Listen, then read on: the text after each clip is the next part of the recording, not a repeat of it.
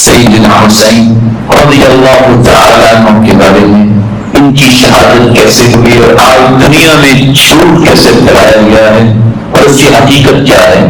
سیدنا حسین رضی اللہ تعالیٰ عنہ حد سے فارغ ہوئے، عراقیوں نے ان کو خط لکھے، اتنے خط لکھے، امام ابن تیمیہ اپنے فتاوی میں اور اسی طرح منہاج السنہ میں بڑی لمبی بحث کی ہے، یہاں تک کہ صندوق بھرا گیا اتنے خط لکھے، آپ آ جاؤ، کیوں آ جاؤ، سنت یہاں مٹ رہی ہے، بدعت آ رہی ہے، آپ آؤ، ضرور ہمارے پاس آؤ، آپ کے ہاتھ میں بیٹھ کریں۔ سیدنا حسین نے جانے کا ارادہ کیا، لڑائی کے لیے نہیں، قتال کے لیے نہیں۔ اگر یہ کفر اسلام کی جنگ ہوتی تو کوئی صحابی پیچھے رہتا؟ بولے نہیں، وہ تو کہتے تھے کہ لوگ بلا رہے ہیں، لیکن یہ عراق کے خوفی ظالم غدار نے کہ انہوں نے شہید کر دیا۔ جب جانے لگے عبداللہ بن عمر رضی اللہ تعالیٰ نے کہا نہ جاؤ، آپ کے علم میں ہے آپ کے والد کبھی ان ظالموں نے شہید کیا، آپ کو شہید کیا تھا، یہ آپ کے ساتھ بھی دھوکہ کریں۔ نتیجہ کیا نکلا؟ کہا وہ بلا رہے ہیں، جانا ہے۔ اور سیدنا حسین کی شخصیت کیسی تھی، آپ ان کے سامنے اس کا دم مارتا۔ فرزدق شاید کہتا ہے میرا جی چاہتے میں سواری کے سامنے لیٹ جاؤں اگر آپ رک جائیں، کیونکہ مجھے پتہ ہے وہ غدار لوگ ہیں، آپ ان کے پاس نہ جائیں۔ مسلم بن عقیل جو سیدنا حسین رضی اللہ تعالیٰ عنہ کے بھائی تھے، ان کو پہلے بھجوایا تھا، انہوں نے کہا تھا کہ آپ آ جائیں، لوگ بہت پسند کرتے ہیں، لیکن جو ہی روانہ ہو گئے، راستے میں ہی اس بات کی خبر ملی کہ مسلم بن عقیل کو شہید کر دیا گیا ہے، ہانی بن عروہ کو شہید کر دیا گیا ہے، اور پیغام دینے والے نے پیغام دیا کہ مسلم بن عقیل بھائی کا پیغام ہے کہ اب یہاں نہ آنا، یہ ظالم ہیں اور یہ آپ کو بھی نقصان دیں گے۔ ہانی بن عروہ کے گھر میں تھے مسلم بن عقیل، اور اس ظالم نے عبید اللہ بن زیاد نے ان کو شہید کر دیا۔ جب یہ پیغام پہنچا تو سیدنا حسین رضی اللہ تعالی عنہ یہ جنت کے شہزادے وہاں یہ فیصلہ کرنے لگے کہ اب کیا کیا جائے۔ بھائی نے بھی پیغام دے دیا اور حقیقت بھی ہے وہ شہید بھی کر دیے گئے۔ ابھی اس بارے میں سوچ و بچار کی کہ عبید اللہ بن زیاد ظالم کی طرف سے شمر نامی انسان جو ہے اس نے لشکر لیا اور ان کا گھیرا بند کر دیا، اور چاہتا کیا تھا کہ میں غلام بنا کے آپ کو لے جانا چاہتا ہوں۔ سیدنا حسین رضی اللہ تعالیٰ عنہ نے 3 آپشن پیش کیے۔ کہا پہلی بات تو یہ ہے میں واپس جانا چاہتا ہوں حجاز، حجاز نہیں تو میں کسی جگہ بھی مسلمان جو جہاد کر رہے ہیں میں ان کے صف میں شامل ہونا چاہتا ہوں، نہیں تو میں یزید کے پاس جاؤں گا اور اس کے ہاتھ پہ بیٹھ کروں۔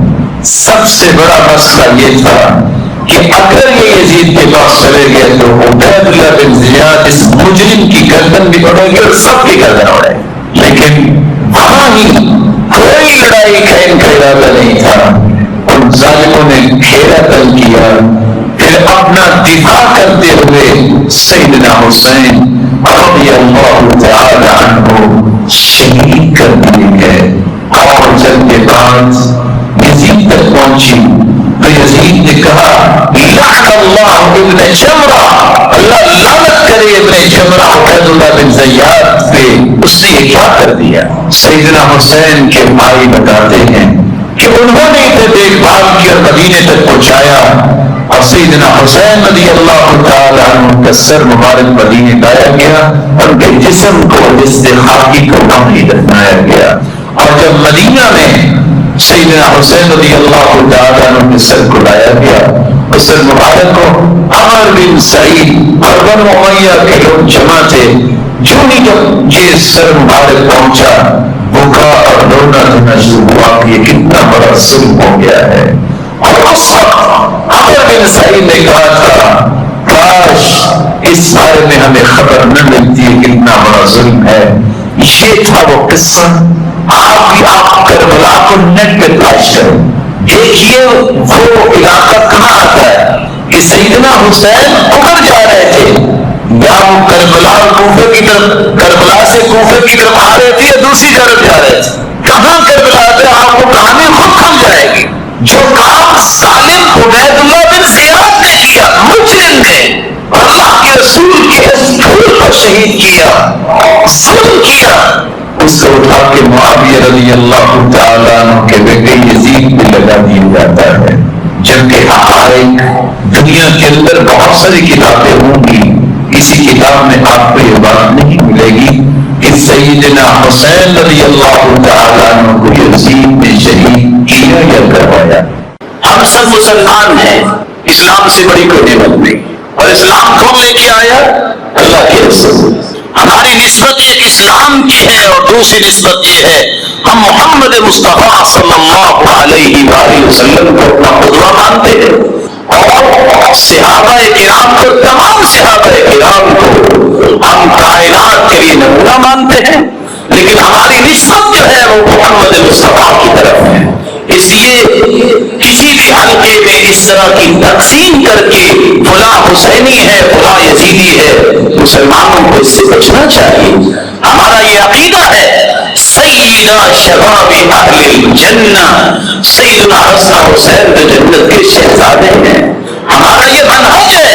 ہمارا ریحانتائے اللہ کے رسول نے فرمایا حسن حسین تو میرے دونوں پھول ہیں. رسول کریم صلی اللہ علیہ وسلم نے کس قدر ان کے بارے میں ہماری رہنمائی فرمائی. کبھی نہیں ہو سکتا کہ ہو مسلمان، ہو بندہ کتاب اور سنت کو ماننے والا، وہ اہل بیت کے بارے میں معمولی سی بھی نفرت رکھے. یہ شخص کتاب و سنت کا حامل نہیں ہو سکتا. کتاب و سنت کو ماننے والوں کو عقیدہ یہ ہے، منہج یہ ہے کہ ہم رسول اللہ صلی اللہ علیہ وسلم کے خاندان سے بڑھ کے کسی کو سمجھ نہیں ہوتی. اللہ جلال قیامت کے دن اپنے پیغمبر کے ساتھ اور اہل بیت کے ساتھ اور اپنے صحابہ کے ساتھ ہمیں جمع کرنا. عبداللہ ابن عباس رضی اللہ تعالیٰ عنہ سے پوچھا سیدنا معاویہ رضی اللہ تعالیٰ عنہ نے، اور یہی بات یاد رکھنے والی ہے، سوال یہ کیا انت علی ملت علی، کہ آپ علی رضی اللہ تعالیٰ عنہ کی ملت پر ہیں؟ تو سیدنا عبداللہ بن عباس نے فرمایا ولا علی ملت عثمان، نہ میں علی رضی اللہ تعالیٰ عنہ کی ملت پر ہوں نہ عثمان رضی اللہ تعالیٰ عنہ کی ملت پر ہوں، بلکہ انا علی ملت محمد صلی اللہ علیہ وسلم، میں محمد کی ملت پر ہوں. جب میں اپنی آپ کو محمدی کہلواؤں گا اس میں صدیقی بھی آ جائیں گے، اس میں فاروقی کی بھی نسبت آ جائے گی، عثمانی بھی آ جائیں گے، علی بھی آ جائیں گے. اس لیے ہمیں اس طرح کی تقسیمات سے دست و گریباں ہونا نہیں چاہیے. مسلمانوں کا رویہ نہیں ہونا چاہیے. 1400 سال کی تاریخ اس بات کی گواہ ہے. کبھی بھی اس طرح کی تقسیمات کر کے مسلمانوں میں کوئی فساد نہیں بچا. اللہ ذوالجلال جو بھولا ہے اس کو صراط مستقیم نصیب فرما دے اور مسلمانوں میں باہمی محبت اور احترام پیدا فرمائے. اور اللہ ذوالجلال ہمیں وہ کام کرنے کی توفیق دے جس سے وہ راضی ہو اور قیامت کے دن اپنے دیدار کا مستحق بنائے. واقعہ کربلا کے متعلق 4 باتیں آپ ہمیشہ یاد رکھیں. پہلی بات، آپ نے گالیاں میں سنی واقعہ کربلا کے متعلق، تعریفیں میں ایک خرب یزید اکٹھے ہو جائیں تو سیدنا حسین کا مقابلہ نہیں کر. کیوں؟ کیونکہ اللہ کے رسول کے نواسے ہیں. کیوں؟ جنت کے شہزادے ہیں. کیوں؟ صحابی ہیں. یاد رکھنے والی بات. ہمارا ایمان ہے کہ سیدنا حسین سے افضل سیدنا حسن ہے. ان دونوں میں سے بڑے کون تھے؟ رضی اللہ عنہما. کون بڑے تھے؟ تو جس کی آنکھوں نے اللہ کے رسول کو زیادہ دیکھا ہو وہ افضل ہوگا نا. اللہ کے رسول نے فرمایا تھا ان ابنی ھذا سید، یہ میرا بیٹا حسن اس امت کا سردار ہوگا. وہ بھی شہید ہوئے کیونکہ ان کو زہر دی گئی، یہ بھی شہید ہوئے، ان کو شہید کیا گیا. شہادت میں دونوں برابر. حدیث آتی ہے ان الحسن والحسین سید شباب اہل الجنہ، حسن اور حسین یہ جنت کے شہزادے. پہلے حسن کا نام لیا بعد میں حسین. دونوں ہی سردار، دونوں ہی شہید، دونوں ہی نواسے. لیکن اللہ کے رسول نے حسن کے بارے میں فرمایا ہے ان ابنی ھذا سید، یہ میرا بیٹا اس امت کا سردار ہے. یصلح اللہ، اللہ اس کے ذریعے امت کی اصلاح کریں گے. یہی تھے حسن رضی اللہ تعالیٰ نے جو ممبر سے اترے، سیدنا معاویہ کو ہاتھ سے پکڑا اور ممبر پہ بٹھایا کہ میں وہاں آپ کو بٹھا رہا ہوں جہاں میرے باپ بیٹھتے. تو ان دونوں میں سے افضل کون ہے؟ کبھی کسی نے سیدنا حسن کی شہادت منائی؟ پتہ ابھی ہے کسی کو کہ کس طرح کو شہید ہوئے تھے؟ کیوں نہیں پتا؟ تو نواسے نہیں تھے. 4 باتیں یاد رکھنے والی ہیں. 1 ارب اکٹھے ہو جائیں صحابہ کے بعد آنے والے، کیونکہ یہ تابعی ہیں. یزید 1 ارب اکٹھے ہو جائیں صحابی کا مقابلہ نہیں. وہ جنت کے شہزادے ہیں. حسن حسین رضی اللہ تعالی اللہ کے رسول کے نواسے ہیں اور صحابی ہیں. دوسری بات یاد رکھنے والی ہے جو میں نے آپ کے سامنے پیش کی کہ دونوں میں سے افضل کیوں بلا؟ کیونکہ زیادہ اللہ کے رسول کا دیدار کس کو نصیب ہو؟ سیدنا حسن کو. تیسری بات، حق وہ ہوتا ہے جو دشمن بولتا ہے. سیدنا حسین رضی اللہ تعالی عنہ شہید کر دیے گئے. کس نے شہید کیا؟ اگلے 400 سال بھی کو کوشش کر لے کسی ایک روایت کو پیش نہیں کر سکتا کہ وہ یزید نے ان کو شہید کیا ہے. بلکہ آج چکے وقت تھوڑا تو میں واضح کرتا، صحیح بخاری کی روایت ہے قسطنطنیہ کا جو بحری جو حملہ ہوگا، بحری بیڑا جو ہوگا، اس میں جتنے شریک ہوں گے سب کے سب مغفور لہم، سب کے سب بخشے ہوئے ہیں، اور اس کا لیڈر یزید. آپ کربلا کا نقشہ آپ چیک کیجئے گا گوگل پہ جا کے. آج بھی دیکھیے کربلا یہ کوفے کی سائڈ پہ ہے کہ وہ اس سائڈ پہ ہے، شام کی سائڈ پہ کدھر؟ حضرت چیک کیجئے گا. کربلا میں شہید ہوئے ہیں. ہوا یہ تھا کوفی ظالموں نے 4000 خط لکھے تھے مسلم بن عقیل کو، جب بھیجا تھا سیدنا حسین رضی اللہ تعالیٰ عنہ نے، اور جب آئے تو ان کو شہید کر دیا گیا. پھر انہوں نے پیغام دیا تھا کہ میرے بھائی کو بتا دو یہ ظالم دھوکے باز ہے، یہاں نہ آنا. جب ان کو خط ملا تو شمر ظالم کو پتہ چل گیا، انہوں نے روک لیا.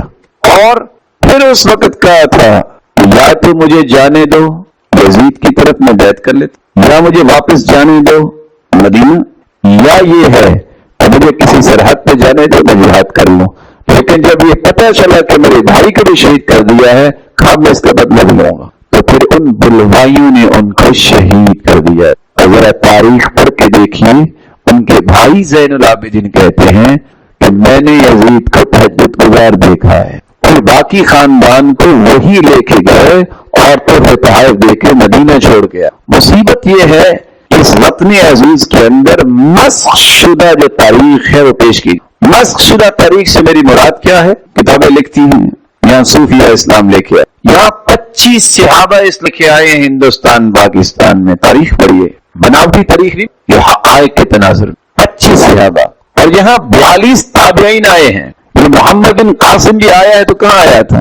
ابو زبی یہاں آئے ہیں جو سب سے آخر میں آئے ہیں. یہ اتنا بڑا تاریخی جھوٹ ہے جو بولا جاتا ہے، اللہ معاف فرمائے، بلکہ پڑھایا جاتا ہے کہ صوفیہ پاکستان میں اسلام لے کے آئے. اور میں صرف ان کے اسلام کی ایک بات بتا دوں، آپ خود سوچئے گا اگر 3 صدیاں اسلام نہیں تھا یا صوفیہ لے کے آئے ہیں تو یہ کہاں سے لے کے؟ اسلام کدھر تھا؟ اسلام یہ کہتا ہے 494 دلائل ہیں کہ اللہ عرش پہ ہے، اللہ کی ذات عرش پہ ہے. اور صوفیہ کیا کہتے ہیں؟ وَمَا الْكَلْبُ وَالْخِنْزِيرُ إِلَّا إِلَٰهُنَا، نعوذ باللہ من ذلک. کتا بھی ہمارا رب ہے، خنزیر بھی رب ہے، کیونکہ اس پہ بھی نور ہمیں نصیب. یہ عقیدہ تو کسی مسلمان کا یہ جھوٹ ہے. اس لیے تاریخ صحیح پڑھنے کی کوشش کرے، مسخ شدہ تاریخوں کے پیچھے نہ پڑے. اور چوتھی بات یہ دیانت داری سے بتائیے گا، اگر کوئی جہاد اللہ کے رسول کے زمانے میں، صحابہ کے زمانے میں ہوتا، کوئی صحابی بھی سیدنا حسین رضی اللہ تعالی عنہ جنت کے شہزادے جب گئے، کوئی صحابی کیوں نہیں گئے؟ کیونکہ لڑائی کا وہاں کام ہی نہیں، تو بلوائیوں نے ان کو شہید کر دیا. اگر یہ جہاد کے لیے جاتے کہ جہاد وہاں ہونا ہے، ان کے تو علم میں نہیں تھا، وہ تو گئے تھے وہاں کوفہ.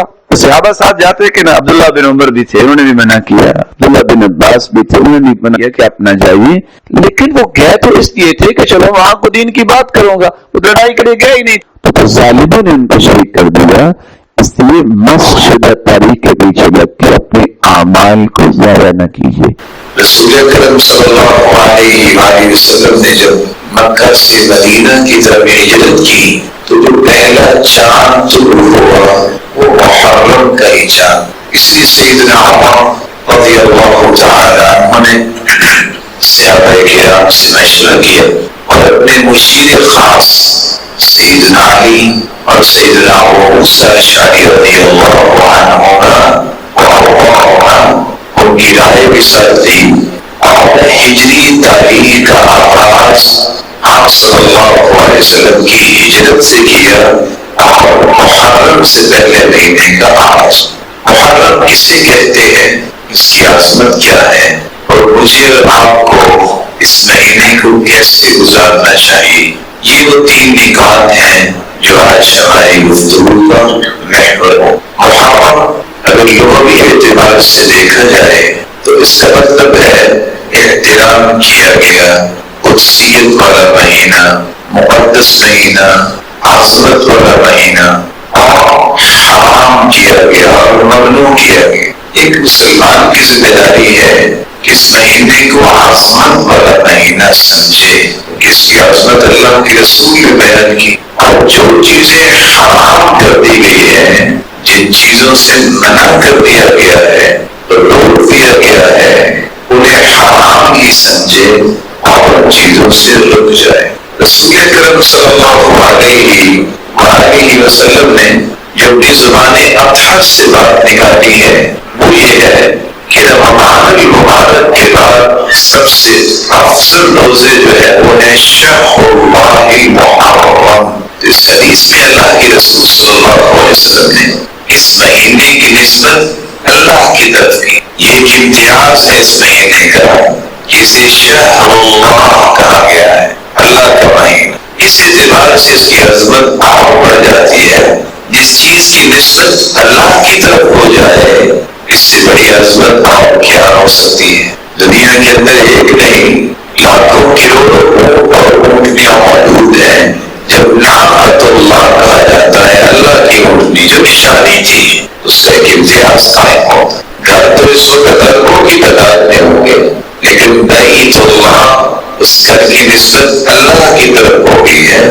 اس گھر کی عظمت کو کون نہیں جانتا. کلام اللہ، جتنی دنیا موجود ہے ہر شخص کلام کرتا ہے، لیکن وہ ساری مخلوق ہے. لیکن جب کلام اللہ کہا جائے یا اللہ کی کلام ہے تو ساری دنیا کی کلاموں کی یہ بادشاہ ہے. ایک مسلمان کو یہ محرم کا مہینہ جو عظمت والا مہینہ ہے یہ کیسے گزارنا چاہیے؟ سب سے پہلا کام اس سے وہ کرنا ہے جو رسول اکرم صلی اللہ علیہ وسلم نے کیا. چونکہ ہمارا بیانیہ یہ ہے، ہمارا کلیم یہ ہے کہ ہم مسلمان ہیں، ہم ایمان والے ہیں. اور مسلمان اور مومن وہ ہوتا ہے جس کی زندگی کا جو تھیم ہے وہ 2 چیزوں سے بنتا ہے، کتاب اللہ اور سنت رسول صلی اللہ علیہ وسلم. آپ صلی اللہ علیہ وسلم نے صحابہ کو یہی فرمایا تھا، ترکت فیکم امرین لن تضلوا ما تمسکتم بهما کتاب اللہ و سنت رسولہ صلی اللہ علیہ وسلم.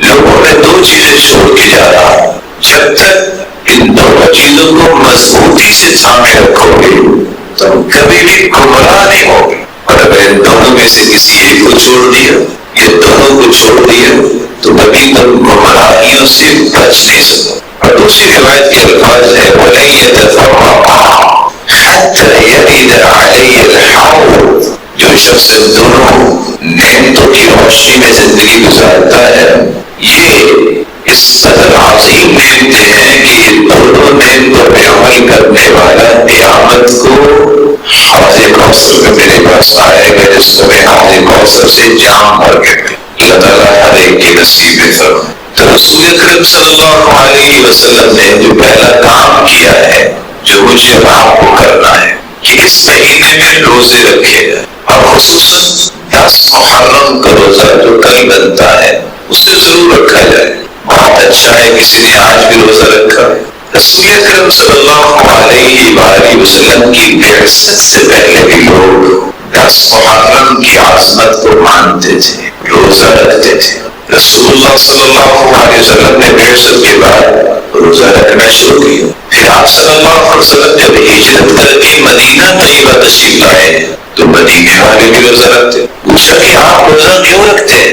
کہا یہ وہ مبارک دن ہے 10 محرم کا جس دن میں موسیٰ علیہ السلام ان کو اللہ نے فرعون سے نجات دی. تو آپ نے کیا فرمایا کہ تم روزہ رکھتے ہو، نحن احق بموسیٰ منکم، موسیٰ اللہ کے نبی اور میرے بھائی، ہم تو زیادہ حق رکھتے. تو آپ نے بھی روزہ رکھنے کے ساتھ صحابہ کو بھی حکم دیا، اور اور بعض روایتیں تو بتاتی ہیں کہ جب تک رمضان المبارک کے روزے فرض نہیں ہوئے اس کو روزہ فرض کہا جاتا. پھر جب اللہ تعالیٰ کی طرف سے رمضان المبارک کے روزے فرض کیے گئے تو پھر آپ نے صحابہ کو حکم دیا کہ وہ فرض روزے ہیں اور یہ روزہ ہو، اگر تم رکھنا چاہو یہ نہ رکھنا چاہو تو بے اختیار.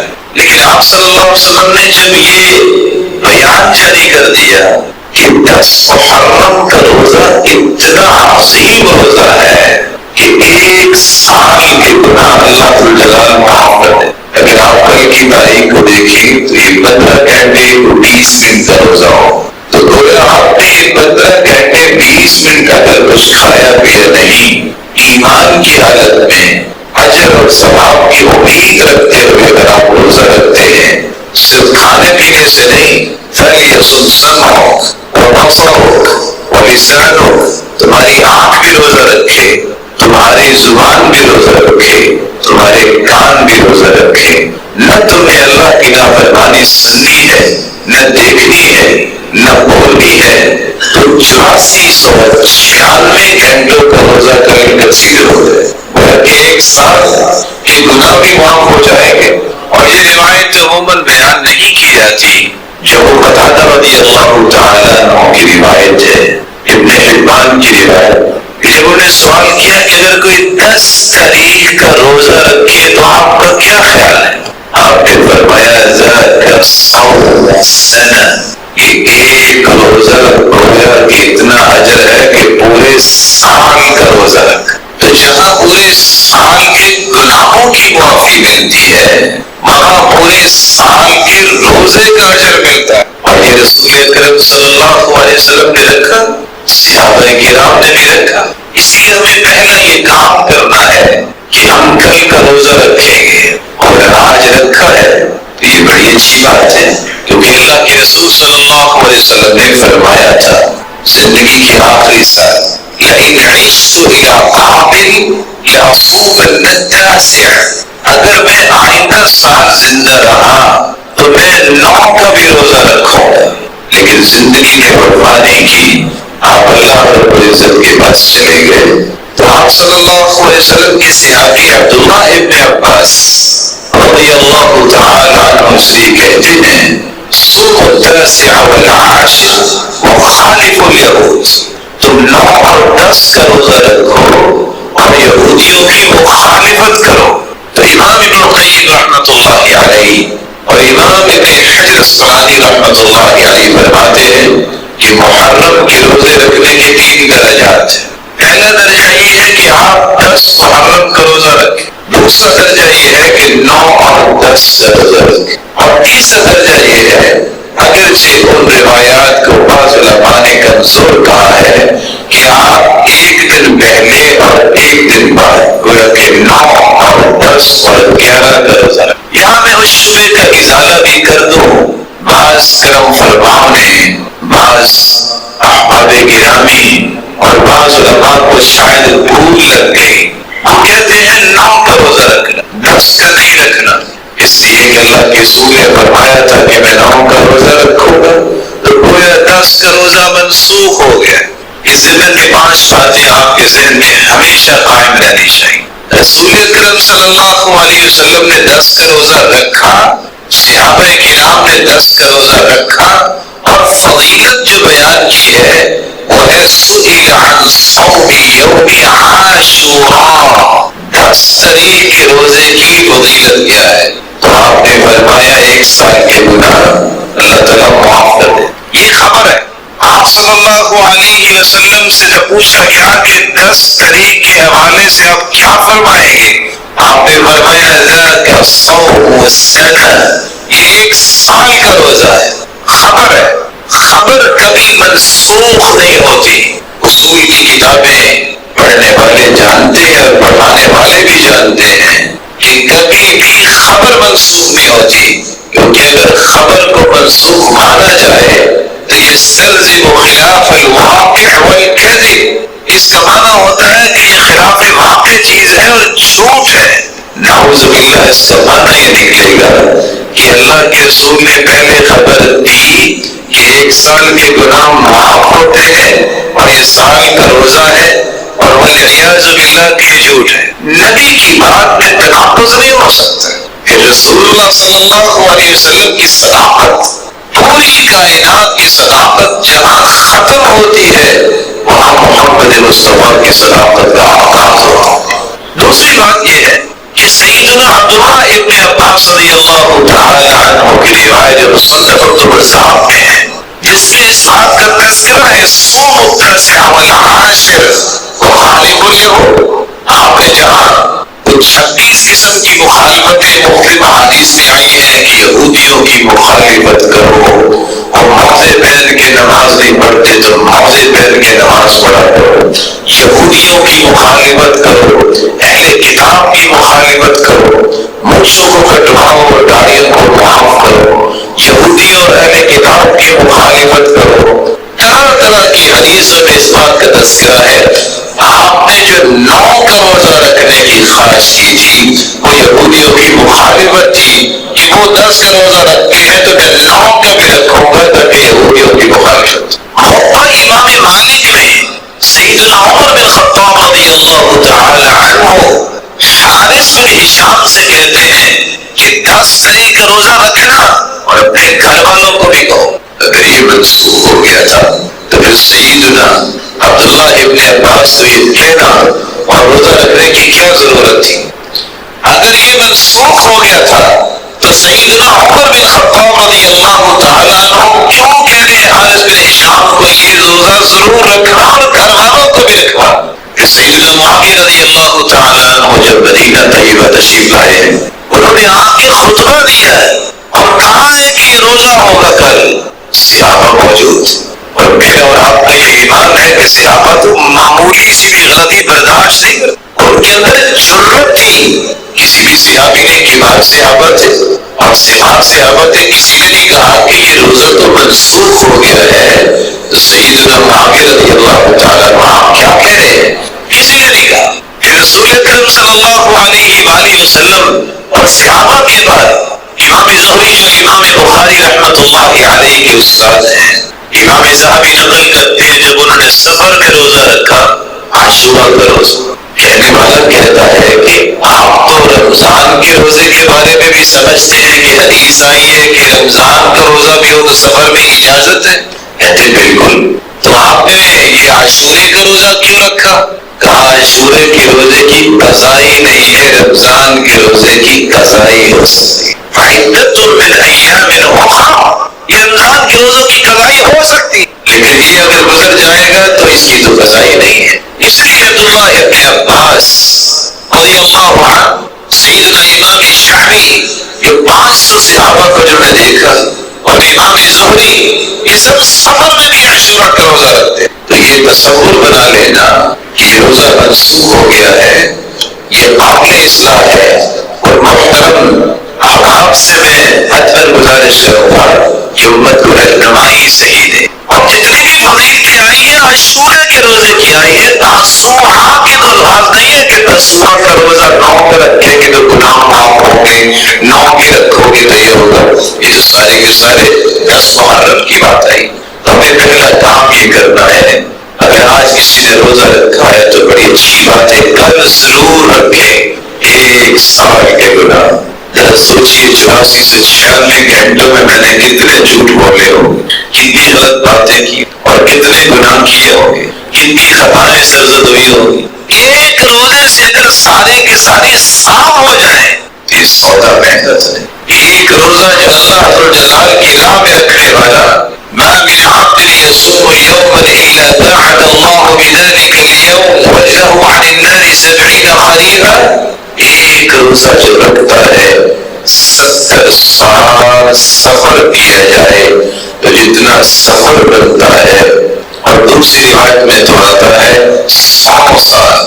اور تیسری روایت میں آتا ہے کہ اتنی درمیان میں جہنم اور روزے دار کے درمیان خندق بنا دی جائے گی، فاصلہ اتنا ہوگا جتنا مشرق و مغرب کا فاصلہ ہے. اتنا اللہ ذوالجلال اس روزہ رکھنے والے کو جہنم سے دور کر دے. اور اگر کسی کی تمنا یہ ہو کہ میرے تو 1 سال کے گناہ معاف ہو ساتھ یہ کرائیں بھی لے لیں. تاجروں کو یہ بات بڑی سمجھ آتی ہے. پروفٹ سے پڑھ رہے ہو تو آپ کسی کو توجہ دلائیں. اگر آپ کی کوئی 30 سال عمر ہے، نوجوان ہے، تو آپ 30 لوگوں کی افطاری بھی کروا دیں. من فطر صائما فله اجر مثل صائمه. جو کسی کی افطاری کرواتا ہے اللہ تعالیٰ اس سے بھی اتنا ہی اجر دیتے ہیں جتنا روزہ رکھنے والے کو اجر. دوسرا کام جو ہمیں کرنا ہے رسول اللہ صلی اللہ علیہ وآلہ وسلم نے کیا. یہ محرم کا ہی مہینہ تھا جس میں آپ صلی اللہ علیہ وآلہ وسلم نے کافروں کو، بادشاہوں کو خط لکھے کہ آؤ اور دین کو قبول کر. سال کا بھی آغاز ہے، محرم کا عظمت والا مہینہ بھی ہے. آج سے ذہن بنائیے یہ میری ذمہ داری ہے. لَتَأْمُرُنَّ بِالْمَعْرُوفِ وَلَتَنْهَوْنَ عَنِ الْمُنكَرِ أَوْ لَيُوشِكَنَّ اللَّهُ أَن يَبْعَثَ عَلَيْكُمْ عِقَابًا مِّنْهُ ثُمَّ لَتَدْعُنَّهُ فَلَا يُسْتَجَابُ لَكُمْ. تم نیکی کا حکم ضرور کیا کرو، تم برائی سے منع ضرور کیا کرو. اگر تم نے نیکی کا حکم کرنا چھوڑ دیا، برائی سے منع کرنا چھوڑ دیا، تو اللہ کا عذاب ایسا آئے گا پھر تم دعائیں بھی کرو گے، اللہ تمہاری دعاؤں کو بھی قبول نہیں کرے. آج سے ایک ذمہ داری سمجھ کر کہ یہ رسول اکرم صلی اللہ علیہ وآلہ وسلم نے جو منہج چھوڑا ہے وہ دعوت کا منہج، جس کو صحابہ کرام کا منہج بھی کہا گیا. قل هذه سبیلی ادعو الى اللہ علی بصیرہ انا ومن اتبعنی. میرے محبوب اپنی زبان اطہر سے آپ بھی کہہ دیجیے یہ ہے میرا راستہ. کیا ہے راستہ؟ ادعو الى اللہ، میں اللہ کی طرف لوگوں کو بلاتا. لیکن کیسے بلاتا ہوں؟ علی بصیرہ، بصیرت کے ساتھ دعوت دیتا. یہ صرف میرا راستہ نہیں، انا ومن اتبعنی، جو میرے سچے اتباع کرنے والے ہوں گے، جو پیروی کرنے والے ہوں گے، فرما برداری کرنے والے ہوں گے، مجھ سے سچی محبت کرنے والے ہوں گے، انہیں یہ مشن پسند ہو. گھر سے اس کا آغاز کیجیے. اپنے بیوی بچوں کو یہ باتیں سمجھائیں گے. اپنے رشتے داروں کو آ کر احترام، اخلاق، نرمی کے دائرے میں رہ کے ان تک یہ پیغام پہنچائیے. وَأَنذِرْ عَشِيرَتَكَ الْأَقْرَبِينَ. جب یہ آیت نازل ہوئی کہ اے میرے محبوب اپنے قریبین کو بھی جہنم سے ڈراؤ، تو اللہ کے رسول صلی اللہ علیہ وسلم نے کیا کیا تھا؟ آپ نے پورے خاندان کو دعوت دی. یا بنی کعب بن مالک، یا بنی لؤی، یا بنی عبد المطلب. آواز دے رہے ہیں جو خاندان کے لوگ ہیں. یا عباس بن عبد المطلب، اے میرے چچا عباس. یا صفیہ عمت رسول اللہ، اے میری پھپھو صفیہ. یا فاطمہ بنت محمد، اے فاطمہ بنت محمد صلی اللہ علیہ وسلم. سب کو بلایا، آواز دی اور کیا کہا؟ اشتروا انفسکم لا اغنی عنکم من اللہ شیئا. اپنے آپ کو جہنم سے بچا لو، میں تمہیں کفایت نہیں کروں. بیٹی سے کہا سلینی من مالی ما شئتی وسأبلها ببلالها. بیٹا جو مال چاہیے جو میرے پاس ہے میں تمہیں دے دیتا ہوں، تم بھی اپنے آپ کو جہنم سے بچا لو. کم از کم مجھے زندگی میں ایک مرتبہ تو یہ کام کرنا چاہیے. میں شادیوں پہ جاتا بھی ہوں، بلاتا بھی ہوں، میں عقیقے پہ جاتا بھی ہوں، بلاتا بھی ہوں، جو مزاج آج کل بنا ہے. بلکہ بعض نجائز دعوتیں بھی ہوتی ہیں، اس پہ جاتا بھی ہوں، بلاتا بھی ہوں. فطرت ہے حکم میں خط نہ کرنا. علماء یہ لکھتے ہیں کہ یہ دعوت ٹھیک نہیں. لوگ چھوٹی سنتے ہیں، یہ بڑی سنتے ہیں، جا بھی رہے ہوتے ہیں اور آ بھی رہے ہوتے ہیں. مجھے کبھی تو ایک مرتبہ پورے خاندان کو صرف اس نظریے سے بلانا چاہیے. گیدرنگ ہے، اجتماع ہے، کھانا بھی ہوگا انشاءاللہ، لیکن کیا ہے؟ شادی کوئی نہیں ہے، ولیمہ نہیں ہے. یہ صرف یہ ہے کہ جس طرح دنیا میں اکٹھے ہیں، جنت میں اکٹھے رہنے کی بیٹھ کے پلاننگ کرنی. بلائیے. اس طرح مجھے ولیمے اور شادی پہ خرچ کرنے میں کوئی خوف نہیں آتا. میں 20-20 لاکھ کے کھانے کھلا دیتا ہوں اور صرف وہ کھانا کھا کے چلے جاتے. کاش ایک مرتبہ اتنا ہی اچھا کھانا اور وہی ماحول اور وہی اہتمامات صرف اس نظریے سے کیے جائیں کہ محمد مصطفیٰ نے پورے خاندان کو. ایک ایسی محبت ہے کہ کہ میرا قریبی رشتے دار، میرا بھائی، میری بہن، میرا دوست، میرا تعلق والا نماز نہیں پڑھتا، اور میں کہتا ہوں کیا کیا تمہیں پسند نہیں ہے میرے پیارے بھائی کہ تمہارا بھائی بھی جنت میں تمہارے ساتھ ہی ہو، تمہاری ہمشیرہ گرامی بھی جنت میں ساتھ ہی ہو؟ یہ تعلقات جو محبتیں ہیں یہ آپس سے، کیا یہ اسی طرح جنت میں بھی ہو؟ اس کی پلاننگ کیجیے۔ اگر رسول اکرم صلی اللہ علیہ وسلم کو کوئی خوف نہیں آیا، اگر رسول اکرم صلی اللہ علیہ وسلم نے بادشاہوں کو خط لکھے اور وہ حرم میں لکھے، صحابی ساتھ ہی نہیں اور حرم میں یہ خط لے کے گئے، جب پہنچے ہیں تو پوچھتا ہے بادشاہ کیسے آئے، کیا تمہارا مشن کیا ہے؟ تو صحابی نے کیا کیا؟ ہمیں حکم دیا گیا ہے لنخرج العباد من عبادت العباد الى عبادت رب العباد، ہم چاہتے ہیں لوگوں کی غلامی سے ان کی گردنیں چھڑا کے اللہ کی غلامی میں دے دیں، ہم چاہتے ہیں لوگوں کو ظلم کی چکی سے نکال کر اسلام کا عدل اور انصاف ہم تک پہنچائیں۔ کتنا بڑا دین، یہ کتنا بڑا ویژن ہے، اس مہینے سے آغاز کیجیے، یا اٹھنے سے پہلے یہ بحث کیجیے کہ میں اپنی مثال کے مطابق اپنے دوستوں کو بھی دین کی دعوت دوں گا، میں اپنی قوت کے مطابق خاندان کو بھی بلاؤں گا، میں اپنے بچوں کو بھی دعوت دوں گا۔ یہ جو میرا آج تصور بن گیا ہے بس جی بچے ہیں تو کیا کہنا ہے، جب ایک شیخ سے کسی نے عورت نے سوال کیا، شیخ میں کیا کروں، میرا بیٹا فجر کی نماز نہیں پڑھتا، تو کہا اس کو اٹھاؤ، کہا وہ نہیں اٹھتا، پھر کہا اس کو اٹھاؤ ذمہ داری ہے تمہاری، کہا وہ نہیں اٹھتا، کہا باللہ علیک مجھے ایک بات کا جواب دے، جس کمرے میں وہ سویا ہوا ہے اے سی لگا ہوا ہے، اگر آگ لگ جائے تو کیا کرو گی؟ قالت اجرہ، میں اسے کھینچ کے بھی نکالوں گی تاکہ اسے آگ نہ لگ جائے۔ کہا دنیا کی آگ سے بچانے کے لیے تم کھینچ کے بھی اسے نکالو گی تو جہنم کی آگ سے بچانے کا تمہیں کوئی بھی خیال نہیں۔ یہ اولادیں نعمتیں ہیں، یہ نعمت اس وقت بنتی ہے جب میری اور آپ کے جانے کے بعد ہاتھ اٹھا کے دعائیں کریں۔ ہم اس کو پروجیکٹ سمجھتے نہیں، دنیا کا سب سے ہیوج پروجیکٹ جو ہے وہ نیک اولاد۔ رسول اکرم صلی اللہ علیہ وسلم نے فرمایا قیامت کا دن ہوگا، پہاڑ ایک نیکیوں کا آئے گا، درجہ بلند ہو جائے گا، بندہ سوال کرے گا یا ربی انا لی ھذا، یہ درجہ کیسے مل گیا؟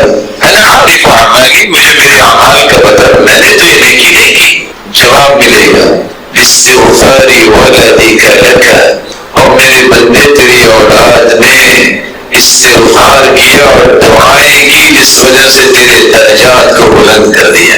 ان اولادوں کو نعمت بنائیے، ان کی تربیت کیجیے، اس طرح ان کو بنائیے کہ 100 سال گزرنے کے بعد بھی تم قبر میں ہو اور تمہارے لیے دعائیں ہوتی نظر آئیں۔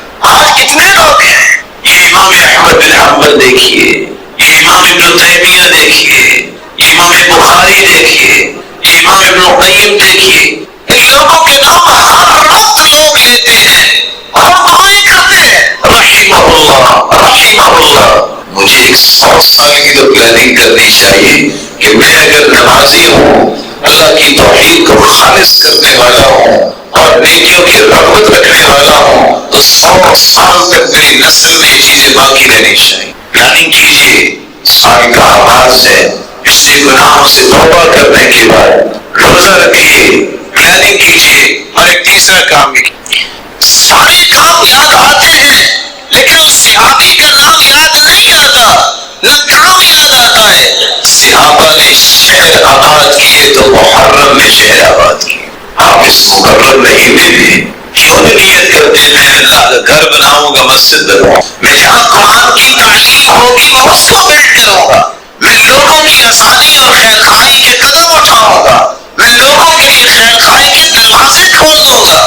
صحابہ کرام کیا کرتے تھے، لیکن تعجب کی بات یہ ہے جو اللہ اور اس کے رسول کے فرامین ہیں ان کو چھوڑ کے لوگ اور کام کرتے ہیں۔ یہی وجہ ہے کہ آج مسلمان جہاں صحیح راہ سے ہٹ گیا وہاں اللہ کی رحمت سے محروم ہو۔ ظلم نہ کیجیے اس مہینے میں، فلا تظلموا فیہن انفسکم وقاتلوا المشرکین کافۃ انما یقاتلونکم کافہ، یہ مہینہ حرمت والا ہے، اس میں آپ کو ظلم نہیں کرنا۔ رسول اکرم صلی اللہ علیہ وآلہ وسلم کو جب یہ حکم ہوا تو آپ صلی اللہ علیہ وسلم کے صحابی کیا بیان کرتے ہیں؟ یہ مشرکین مکہ، یہ کفار، یہ ان کا رویہ ہوتا تھا، جب جی چاہتے، جب ان کا جی چاہتا مہینہ چینج کر لے۔ ترتیب تو یہی ہے، جس کو چاہتے مقدم کر لیتے، جس کو چاہتے مؤخر کر لیتے، مرضی سے مہینوں کو بھی تبدیل کر لیتے۔ آج یہی وجہ ہے، آج میں آتے دیکھ رہا تھا لوگ روڈ پہ کھڑے ہیں کھلانے کے، کبھی رمضان میں بھی ایسا دیکھا ہے کہ افطاری کے وقت اشاروں پہ کو کھڑا، یہ دیکھنا ہو تو عرض حجاز میں جائیے۔ عظمت رمضان کی جو ہے وہ کسی اور دن کی کیسے ہو سکتی؟ جس انداز سے رسول اکرم صلی اللہ علیہ وسلم نے رمضان کا اہتمام کیا ہے، کسی اور دن کا کیا، لیکن آج امت نے مفاہیم غلط دے لیے، ان کو سکھایا ہی ایسا گیا۔ رسول اکرم صلی اللہ علیہ وآلہ وسلم کے صحابہ جہاں روزے کا اہتمام کرتے، اس دین کو دنیا کے کونے کونے تک پہنچانے کا اہتمام کرتے، جہاں خیر خواہی کے دروازے کھولتے اور چابیاں بنتے، وہاں ایک ضروری کام جو چاہتا ہے وہ مجھے اور آپ کو کرنا ہے، اس ہجری تاریخ کی قدر کیجیے۔ میں کیوں کہہ رہا ہوں؟ میرے دین کا تعلق اس تاریخ کے ساتھ۔ آپ کبھی بھی 1 جنوری کو روزہ نہیں رکھتے، 1 رمضان کو رکھتے۔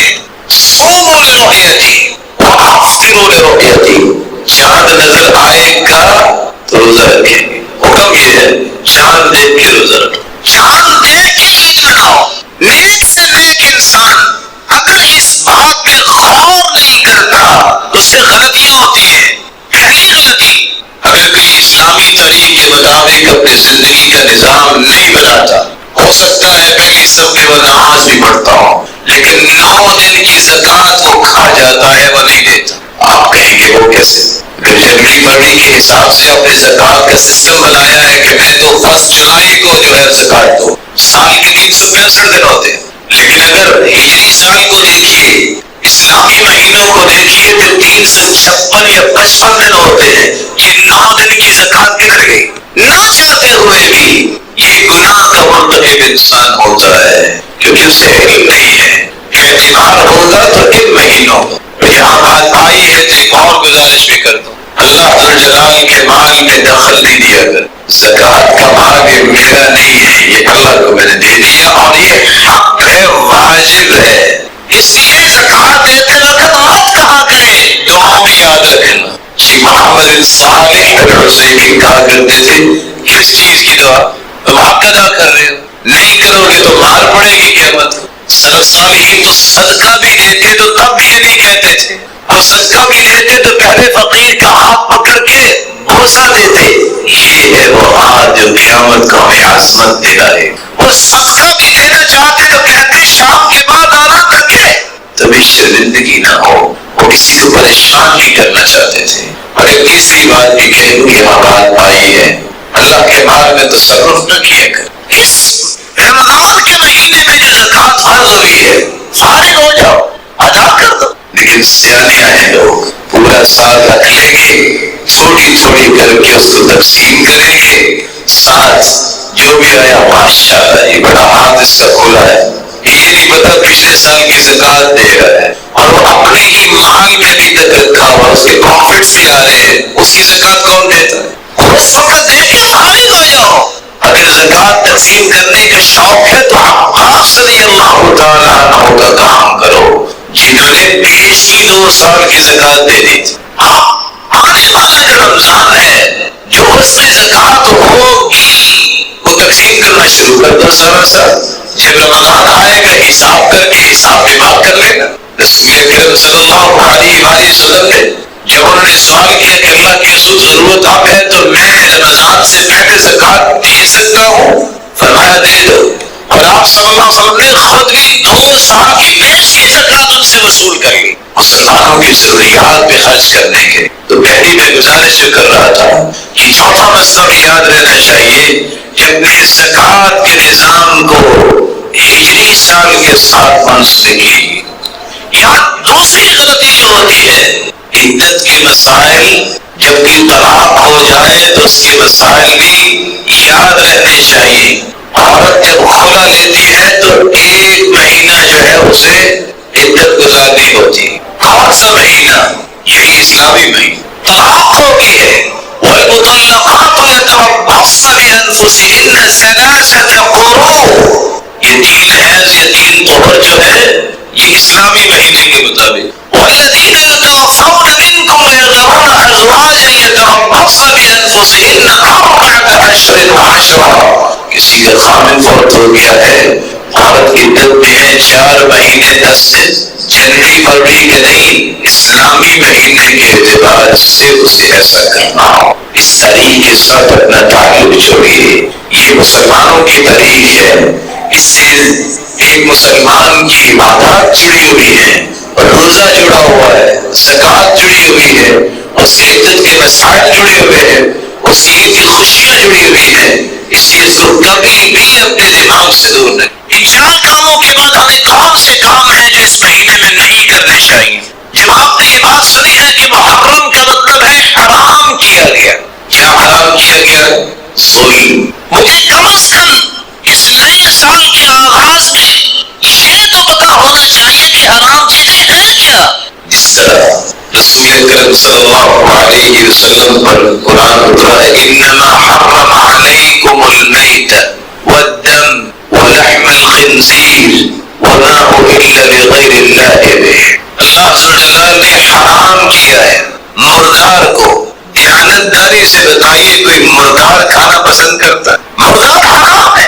والدم ذبح کرتے وقت جو خون نکلتا ہے او دمن مسفوحا جو دوسری جگہ اللہ تعالیٰ نے فرمایا یہ بہتا ہوا خون حرام ہے. تیسری بات ولحم الخنزیر خنزیر کا گوشت حرام ہے. ٹھیک بات ہے. وما اہل لغیر اللہ بھی جو غیر اللہ کے نام پہ ہو وہ بھی حرام ہے. بڑے تعجب کی بات ہے. مردار کھانے کے لیے تیار نہیں ہے کہتے حرام ہے. بہتا خون کھانے کے لیے پینے کے لیے تیار نہیں کہتے حرام ہے. سور کا گوشت کھانے کے لیے تیار نہیں کہتے حرام ہے. اسی آیت کا چوتھا کلمہ اور حکم یہ ہے وما اہل لغیر اللہ بھی جو غیر اللہ کے نام پہ ہے وہ بھی حرام ہے. کہتے یہ کھا لیں گے. یہ کیسے کھائیں گے؟ جو حرام ہے حرام ہے. جس طرح خنزیر کی حرمت ہے، جس طرح بہتے خون کی حرمت ہے، جس طرح مردار کی حرمت ہے، اس طرح غیر اللہ کے نام پہ جو چیز ہوگی اس کی بھی حرمت ہے. اس لیے پیٹ کا جہنم بھرنے کے لیے علت و حرمت کا احساس کیا. جو حرام ہے اس کو حرام سمجھے. رسول اللہ صلی اللہ علیہ وآلہ وسلم نے اسے فرمایا تھا من ذبح لغیر اللہ فقد اشرک. جس نے غیر اللہ کے نام پہ ذبح کیا اس نے شرک کیا. جو اللہ کے نام پہ ہے ہی نہیں ہے وہ کیسے کھائے گا مسلمان؟ ان اللہ حرم علیکم حقوق الامہات. لفظ جلال کے پیغمبر فرماتے ہیں لوگوں والدین ماؤں کی نافرمانی کرنا حرام ہے. تمہیں مردار تو نہیں کھانا ہوتا کہ جو حرام ہے، تو ماؤں کے ساتھ بدتمیزی کرنا یہ حلال ہے. یہ تمہاری تعلیم اور دانش جس کو اپنے طور تم سمجھتے ہو کہ بس میری ڈگری فال نہیں ہونی چاہیے، یہ ڈگری ہے کہ ماں کو گالیاں دو. اب تمہیں پوچھنے والے پوچھتے ہیں کہ ماں کو گھر سے نکال دیا اس ظالم نے کہ اس کے پاس ڈگری آ گئی. یہ حرام خور جو ہے اس کو اگر ان کا پتا ہوتا تو سب سے زیادہ اللہ کے بعد ماں کو عزت دیتا. ان اللہ حرم علیکم حقوق الامہات. ماں کی نافرمانی بھی حرام ہے. کوئی کہتا ہے جی ماں کی تو بات میں مانتا ہوں، آپ کو میں دیکھنا پسند نہیں کرتا. تمہاری اصلیت اور حقیقت کیا ہے؟ اللہ کے رسول نے فرمایا تھا الوالد اوسط ابواب الجنہ. یہ باپ تو جنت کا درمیانہ دروازہ ہے. اس بات کو سمجھانے کے لیے بلکہ سمجھنے کے لیے میں گزارش کروں گا. آپ نے کبھی دیکھا ہوگا کوئی بڑی فیکٹری ہو تو درمیانہ دروازہ بڑا ہوتا ہے کہ سائڈ کے دروازے؟ بولیے. یہ ہے اصل دروازہ. ماں کے قدموں تلے جنت ہے تو اس جنت کا دروازہ یہ والد ہے، اس سے گزر کے ہی جانا ہے نا تم نے ماں. اس لیے بات یہ سمجھنی چاہیے ماں کے قدموں تلے جنت ہے. لیکن اللہ دعا رد نہیں کرتے اولاد کے حوالے حدیثوں کو پڑھی. اس کا مطلب یہ نہیں ہے کہ ماں کی دعا رد ہوتی ہے، اللہ اس کی بھی قبول کرتے. دعوت الوالد لولده، یہاں دعوت الوالد کے الفاظ آئے. جہاں تم کہتے ہو کہ سب ماں کا ہی صدقہ ہے، وہاں کہنا چاہیے یہ اللہ کی رحمت ہے. گاڑیوں کے پیچھے لکھا ہوتا ہے، یہ کون سی دانش؟ کبھی بھی اللہ ذوالجلال کی توحید میں فرق نہیں آنا چاہیے. یہ ساری میری ماں کی دعا ہے نہیں، یہ ساری میرے رب کی رحمت، یہ میرے باپ کی سرپرستی ہے نہیں، یہ میرے رب کا کرم اور عنایت اور اس کا فضل ہے. صرف ایک صحابی نے اللہ کے رسول کو اتنا کہا تھا، ماشاء اللہ وشئت، ہوگا وہ جو اللہ چاہیں گے اور اللہ کے رسول آپ چاہیں گے. اللہ کے رسول غصے میں آ فرمایا جعلتنی للہ ندا، تو نے مجھے رب کے برابر کر دیا. ماشاء اللہ یہ کہو کہ ہوگا وہ جو اللہ چاہے گا. ثم شئت، پھر اس کے بعد آپ دعا کریں گے، التجا کریں گے اللہ سے بھی. کبھی بھی ماں باپ کی عظمت میں کمی نہ کرے، اور کبھی بھی عظمت کا بھوت اس طرح آپ کے اوپر سوار کریں کہ ان کو رب کی جگہ پہ لے جائیں. ان اللہ حرم علیکم عقوق الامہات، اللہ ذوالجلال نے حرام کیا ہے کہ ماں کی نافرمانی نہ کی جائے.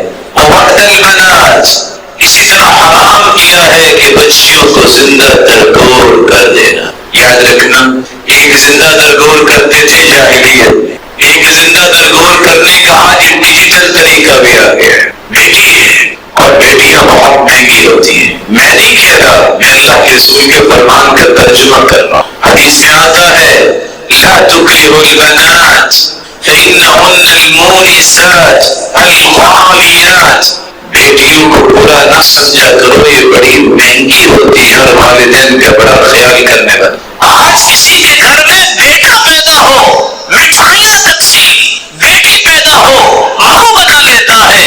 اپنے ایمان کی مراجعت کرو، یہی تو تصور جاہلیت میں تھا.